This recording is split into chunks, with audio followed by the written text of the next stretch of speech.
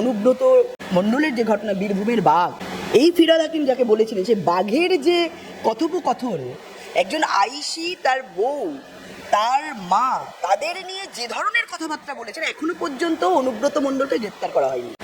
এবং মমতা ব্যানার্জি পুলিশ মন্ত্রী, তার হাতে তো পুলিশের সমস্ত বিষয়টা তার রক্ষণাবেক্ষণে রয়েছে, তার দায়িত্বে রয়েছে, তিনি পুলিশ মন্ত্রী। তাহলে একজন আইসিকে অনুব্রত মণ্ডল, যার একটু অক্সিজেন কম যায় মাথায়, দিদির ভাই, ভাইকে একটুখানি তিনি সাজা দিতে পারলেন না যে আইসিকে এরম কথা বলা যায় না, যারা আইনের রক্ষক তাদেরকে এই কথা বলা যায় না। কারণ আমরা দেখেছি যারা আইনের রক্ষক এই পশ্চিমবঙ্গে, তারাই আইনের ভক্ষক। দেখুন, দুর্গার মতো দেখে বলেই তো প্রত্যেক দিন ধর্ষণের ঘটনা।